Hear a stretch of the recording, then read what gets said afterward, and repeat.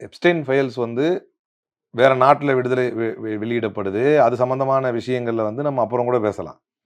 ஸ்டார்டிங்ல ரணவாணி மேட்டர் வந்து ஏன் வந்து விவாதத்துக்கு உட்படுத்தப்படலை அப்படிங்கிறதும், நம்முடைய ராணுவ வீரர்கள் எவ்வளவு பேர் இறந்திருக்கிறாங்க அப்படிங்கிறத பற்றியும் அதிலும் முக்கியமான விஷயம் அவர் சொல்றாரு.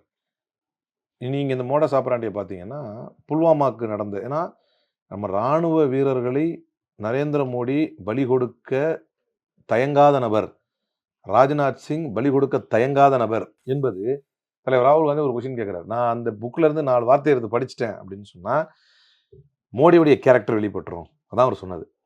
ராஜ்நாத் சிங்குடைய கேரக்டர் வெளிப்பட்டுரும் அப்படின்னார். அந்த புக்கை பார்த்தீங்கன்னா நரவணன் என்ன சொல்றாரு அப்படின்னா, நான் ஃபோன் பண்றேன், சைனீஸ் ட்ரூப்ஸ் வந்து நெருங்கி வந்துகிட்டு இருக்காங்க, நான் கால் பண்றேன், கால் பண்ணா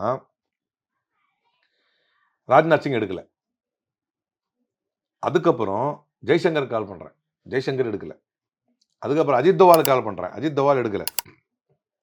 பிரைம் மினிஸ்டர் ஆஃபீஸ் வந்து கிளியர் கைடன்ஸ் இல்லை. கடைசியில அவங்க நெருங்கி வந்துட்டாங்க. அப்ப ஜோபி உச்சி தேவோ கரோ அப்படின்னு சொல்றாரு. எது சரியோ அதை செய்யுங்கன்றார். அப்ப இந்த இடத்துல எதற்காக இந்த டிலே, ஏன் உங்களால ஒரு முடிவு எடுக்க முடியல, இந்த டிலேவை அப்படியே நீங்க புல்வாமால கொண்டு போய் பொருத்தி பாருங்க.